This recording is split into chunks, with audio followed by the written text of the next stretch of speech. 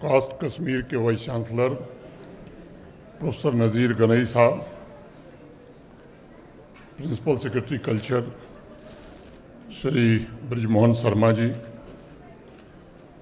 DDC के chairperson Aftab Malik sahab, इस cast Kashmir के सभी फैकल्टी मेंबर्स,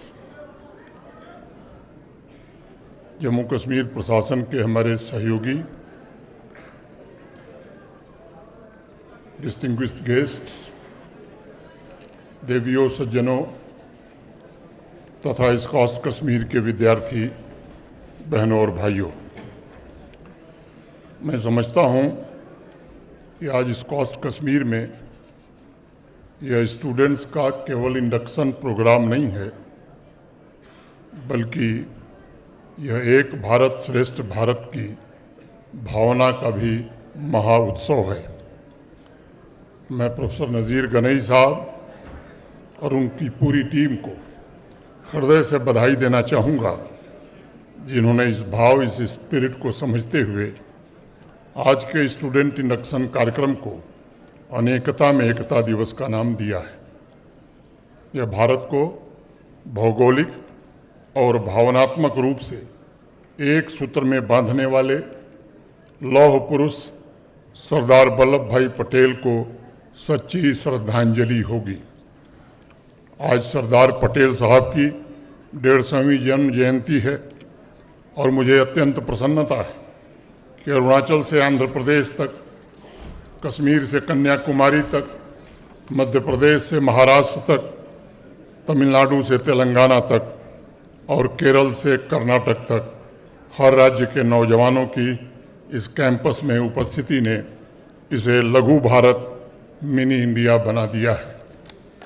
यहाँ उपस्थित सभी टीचर्स को स्मरण होगा कि कई दशकों से अलग अलग शहरों और यूनिवर्सिटीज़ ने मिनी इंडिया के रूप में अपनी ख्याति अर्जित की है।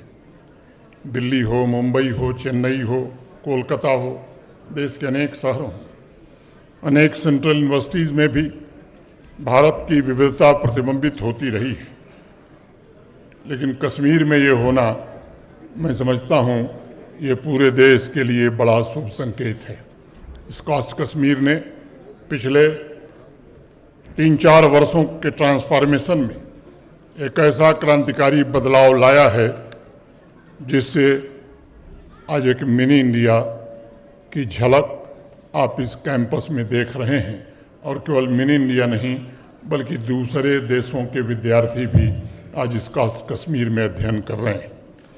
यह स्टूडेंट इंडक्शन प्रोग्राम दीक्षारंभ विविधता में एकता का प्रतीक है और इसका संदेश आज श्रीनगर की धरती से सिक्किम तक पहुंचने वाला है। मैं मानता हूं कि इस कैंपस में विविधता में एकता का यह उत्सव बहुत प्रयासों से संभव हो सका है। मैं भारत के माननीय प्रधानमंत्री जी का भी आभारी हूं, जिन्होंने सरदार पटेल के अधूरे सपनों को पूरा करने के लिए भगीरथ प्रयत्न किया है। माननीय प्रधानमंत्री जी ने जम्मू कश्मीर और इस कास्ट कश्मीर को वो सामर्थ्य प्रदान किया है कि आज देश के शीर्षस्थ एग्रीकल्चर यूनिवर्सिटीज़ में इस कास्ट कश्मीर ने अपनी एक महत्वपूर्ण जगह बनाई है और भारतवर्ष के एग्रीकल्चर फ्यूचर के लिए इनोवेशन और पॉलिसी मेकिंग में पूरा सहयोग आज इस कास्ट कश्मीर दे रहा है और अपने दायित्वों का निर्वहन भी कर रहा है। मुझे विश्वास है कि इस कास्ट कश्मीर का द्वितीय ग्रोथ स्टूडेंट्स के ग्रोथ को भी सुनिश्चित करेगा और स्पष्ट लक्ष्य निर्धारित करके स्टूडेंट्स अपने वास्तविक पोटेंशियल को भी प्राप्त कर सकेंगे। आज दीक्षारंभ के अवसर पर मैं सभी विद्यार्थियों से उनके सब्जेक्ट्स पर कुछ बातें करूं, उससे पहले मैं यहाँ उपस्थित सभी स्टूडेंट से एक सवाल पूछना चाहता हूं। जब हम कहते हैं कि भारतवर्ष, तब यह नाम सुनकर आपके मन, आपकी चेतना, आपके कॉन्शियसनेस में कौन सी तस्वीर उभरती है और उस तस्वीर को अगर शब्दों में बयां किया जाए तो भारतवर्ष क्या है, कैसा है? कोई आप में से इसका उत्तर देना चाहेगा? मैं मानता हूं कि भारत केवल एक भौगोलिक क्षेत्र नहीं है, यह मात्र इतिहास तक सीमित नहीं है। इसे सिर्फ जमीन का टुकड़ा समझना ये नासमझी होगी। मुझे लगता है कि भारत केवल जमीन का टुकड़ा नहीं बल्कि जीता जागता एक राष्ट्र पुरुष है। कश्मीर इसका किरीट है तो दिल्ली इसका दिल है। पंजाब और हरियाणा इसके वक्षस्थल हैं तो बंगाल और राजस्थान इसकी दो विशाल भुजाएं हैं। दक्षिण में सागर इसके पांव पखारता है, इसका कण कण शंकर है। यह वंदन की भूमि है, अभिनंदन की भूमि है। हम जिएंगे तो इसके लिए और मरेंगे तो इसके लिए, और फिर अगर जन्म लेंगे तो इसी मिट्टी में, इसी भारत भूमि में।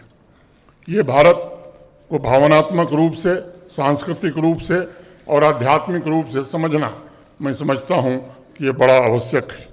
भारत एक प्राकृतिक ऊर्जा तरंग है, यह मानव चेतना का उच्चतम शिखर है, और भारतवर्ष मानव उपलब्धियों का वह प्रतीक है जिसने विश्व के अन्य देशों से पहले, बहुत पहले, साइंस और स्पिरिचुअलिटी दोनों की खोज में अपने आप को समर्पित कर दिया था। पूरी दुनिया में भारत एकमात्र ऐसा देश है जिसने पीढ़ी दर पीढ़ी समाज की सारी प्रतिभा को सत्य और साइंस की साधना में समर्पित करने का काम किया था। भारत एक ऐसी भूमि है जिसने जीवन के संतुलन को स्वीकार किया और जिसने कहा कि इंसान की यात्रा केवल बाहर की यात्रा नहीं है बल्कि भीतर की भी यात्रा है, और आज पूरा विश्व भी इस तथ्य को स्वीकार रहा है। मैं तो कई बार कहता हूँ कि बाहर से जो लोग भारत को देखने आते हैं वो सिर्फ इसके इतिहास, भूगोल को देखकर समझकर चले जाते हैं। वो असली भारत को देखने और इससे मुलाकात करने से चूक जाते हैं। असली भारत उसके गांवों, शहरों, पहाड़ों, नदियों और आम लोगों में बसी उसकी दिव्यता, उसकी परंपरा है और उसकी विविधता में एकता है, और यही भारत की विशेषता है। पूरब से पश्चिम तक 2933 किलोमीटर और उत्तर से दक्षिण तक 3214 किलोमीटर के इस भूखंड में हजारों वर्षों से असंख्य परंपराएं, रीति रिवाज, नॉलेज, साइंस के सिस्टम अक्षुण्ण चले आ रहे हैं, और यही असली भारत है और यही भारत की असली ताकत भी है। विविध संस्कृतियों और भाषाओं को अपने में समेटे हुए आज स्टूडेंट इंडक्शन प्रोग्राम में शामिल नौजवान इस भारत की असली ताकत है। साइंस और संस्कार के संतुलन से निर्मित यह यंग डेमोग्राफी, यही भारत की असली ताकत है, और मैं चाहूँगा कि नौजवान पीढ़ी अपनी क्षमता पर विश्वास रखे, अपने कौशल पर आस्था विकसित करे, ताकि भारत का भी आत्मविश्वास आने वाले भविष्य में और अधिक मजबूत हो सके। युवा मित्रों, अब मैं एक दूसरे महत्वपूर्ण विषय पर आपसे बात करना चाहूँगा। वह है आत्मनिर्भर और विकसित भारत, जिसका जिक्र अभी आपके वाइस चांसलर साहब ने शुरुआत में किया था। लेकिन उससे पहले मैं सरदार वल्लभ भाई पटेल की एक बात आप सबसे साझा करना चाहता हूँ। उन्होंने 3 नवंबर 1948 को नागपुर में नौजवानों से एक बात कही थी, और सरदार पटेल ने कहा था, और मैं कोट करना चाहता हूँ, स्टूडेंट्स देश का असली भविष्य है और उन्हें एक ही चीज़ पर अपनी दृष्टि स्थिर करके बैठना चाहिए। वह चीज़ क्या है? वह यह है कि हमारा मुल्क किस तरह से शक्तिमान बनेगा और किस तरह से मजबूत बनेगा। अगर हमारे स्टूडेंट समझ जाएं कि उन सबका भारत के प्रति ऋण क्या है, उनका धर्म क्या है, तभी यह भारत मजबूत हो सकता है। सरदार पटेल की बात को आगे बढ़ाते हुए मैं आपसे कहना चाहता हूं कि आप सभी एग्रीकल्चरल साइंटिस्ट और टेक्नोलॉजिस्ट, ये जितने हमारे विद्यार्थी हैं, आपकी जिम्मेदारी आज और बढ़ गई। आप लोग जानते हैं, लंबे समय से एग्रीकल्चर सेक्टर भारतीय अर्थव्यवस्था की रीढ़ रहा है और इसने नेशनल इनकम तथा नेशनल एम्प्लॉयमेंट जनरेशन में सबसे महत्वपूर्ण भूमिका भी निभाई है। पिछले 6-7 वर्षों से एग्रीकल्चर और एलाइड सेक्टर ने औसतन 5% की वार्षिक वृद्धि हमारे देश में दर्ज की है। आत्मनिर्भर और विकसित भारत के लिए हमें अब ज़रूरत है स्मार्ट एग्रीकल्चर, मॉडर्न साइंटिफिक और सस्टेनेबल खेती के लक्ष्य को जितना जल्दी हम प्राप्त कर सकें। मुझे इस बात की बेहद प्रसन्नता है कि अलग अलग राज्यों से यहाँ मौजूद विद्यार्थी ऐसे समय में अपनी एजुकेशन की जर्नी शुरू कर रहे हैं जब एग्रीकल्चर और एलाइड सेक्टर में पूरे विश्व में व्यापक परिवर्तन हो रहा है। भारत में भी पिछले 11 वर्षों में अविश्वसनीय ट्रांसफॉर्मेशन हुआ है। पिछले 11 वर्षों में भारत के माननीय प्रधानमंत्री जी के नेतृत्व में बीज से लेकर बाजार तक के दृष्टिकोण के साथ जमीनी स्तर पर बहुत बड़ा ट्रांसफॉर्मेशन हुआ है। अपने सब्जेक्ट के साथ साथ आप लोगों के लिए यह भी जानना आवश्यक है कि 2014 में भारत सरकार का एग्रीकल्चर और एलाइड सेक्टर का कुल बजट महज 27,000 करोड़ रुपए होता था। अब गत वर्ष देश के वित्त मंत्री जी ने देश की संसद में जो एग्रीकल्चर का बजट रखा वो 1,39,000 करोड़ रुपए का है। मैंने 5 गुने से ज़्यादा वृद्धि हुई। अभी आगे चलकर आप लोग इस सेक्टर में वैल्यू एडिशन, प्रोसेसिंग और अन्य बातों को भी समझने वाले हैं, इसे आगे बढ़ाने वाले। भारत में 1 दशक पहले तक हमारा वैल्यू चेन बहुत ही कमज़ोर हुआ करता था। फूड प्रोसेसिंग में मुश्किल से साल भर में 12 लाख मीट्रिक टन प्रोडक्शन पूरे देश में हम कर पाते थे। अब उसमें 20 गुना से ज़्यादा की वृद्धि हुई है और अब हर साल हम औसतन 240 lakh metric ton food process कर रहे हैं। पिछले 1 दशक में प्रोसेस्ड फूड का एक्सपोर्ट $4.9 बिलियन से बढ़कर के $10.2 बिलियन तक पहुंच गया है। पिछले वित्तीय वर्ष में कुल एग्रीकल्चरल एक्सपोर्ट $50 बिलियन को पार कर गया। अनेक फसलों की एमएसपी दुगनी ढाईगुनी से भी ज़्यादा बढ़ा दी गई है। इंडस्ट्री 4.0 की तरह एग्रीकल्चर 4.0 रिवोल्यूशन और आपके alumni, agri scientist, technical experts की बदौलत किसान भाइयों के जीवन में बहुत बड़ा बदलाव आ रहा है। आप लोग भविष्य के एग्री साइंटिस्ट और एग्री टेक एक्सपर्ट होंगे। मुझे विश्वास है कि जिस प्रकार यह सेक्टर ग्रो कर रहा है उससे आपके प्रोफेशनल कैरियर के लिए अनंत अवसर उपलब्ध होने वाले हैं। आज एग्रीकल्चर 4.0 टेक्नोलॉजी ने research, agri business, public sector, startups, agri tech sector में नई पोजीशन तैयार की है। आज प्राइवेट कंपनीज नई फसल की किस्मों को विकसित करने के लिए बड़ी मात्रा में मार्केट में उतर रही हैं। Seed production, pest management, food processing, farm mechanisation में आई क्रांति ने युवा साइंटिस्ट को प्रोडक्ट डेवलपमेंट तथा क्वालिटी कंट्रोल में योगदान देने के लिए अनेक अवसर उपलब्ध कराए हैं। आज राष्ट्रीय स्तर पर 7,000 से ज़्यादा स्टार्टअप्स एग्रीकल्चर और एलाइड सेक्टर में शुरू हो चुके हैं और उसमें एग्रीटेक स्टार्टअप्स की संख्या भी 300 से ज़्यादा हो गई है। अभी जो वाइस चांसलर साहब ने हम सबके सामने पेटेंट का आंकड़ा रखा तो मैं कह सकता हूं कि जम्मू कश्मीर के हर नागरिक का सीना जरूर चौड़ा हुआ होगा।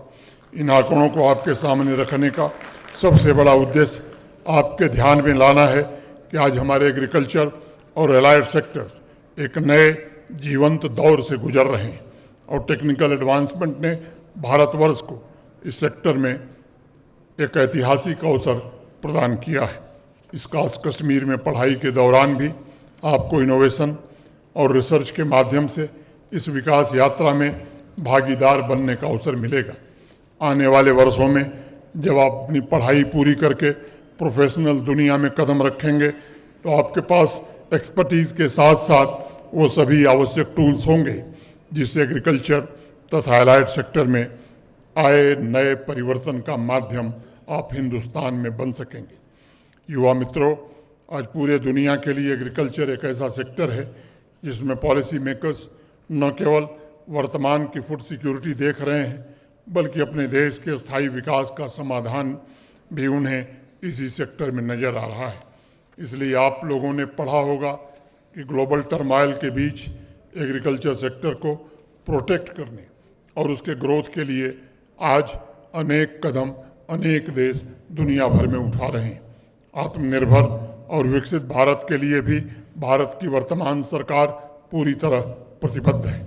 हमें एग्रीकल्चर और अलाइड सेक्टर पर विशेष ध्यान केंद्रित करना होगा ताकि ये सुनिश्चित हम कर सकें कि भारत कम से कम 5% की वार्षिक वृद्धि की दर को अस्थायी लंबे समय तक बना सके। एग्रीकल्चर सेक्टर में इन्वेस्टमेंट बढ़ाने के अलावा हमें आर्टिफिशियल इंटेलिजेंस आधारित खेती और उच्च मूल्य वाली फसलों में डाइवर्सिफिकेशन जैसे समाधानों को अपनाने का भी संकल्प लेना होगा।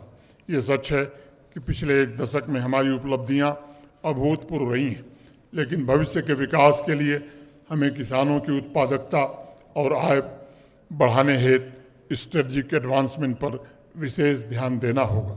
इन लक्ष्यों को हासिल करने के लिए देश को आप सभी से भविष्य में ढेर सारी अपेक्षाएं हैं।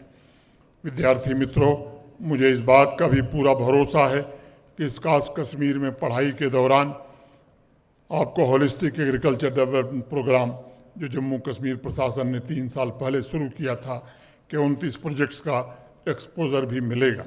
ये सभी प्रोजेक्ट्स एग्रीकल्चर सेक्टर में प्री प्रोडक्शन, प्रोडक्शन तथा पोस्ट प्रोडक्शन के अलग अलग स्टेजेस के लिए चुनौतियों और संभावनाओं को ध्यान में रख करके तैयार किए गए हैं।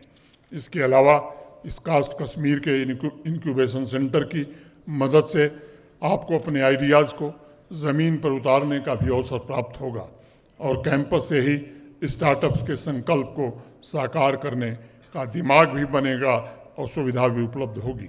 अंत में मैं चंद बातें आप सभी से ज़रूर करना चाहूँगा। अपनी एजुकेशन की जर्नी में चुनौतियों और असफलता को स्वीकार करना ये सीखना ही होगा और उनसे सीखकर आगे बढ़ने का हौसला भी रखना होगा। मैं चाहूँगा कि आप अपनी सोच को निखारिए, क्योंकि अगर हम पॉजिटिव सोचते हैं तब चीज़ें आसान हो जाती हैं।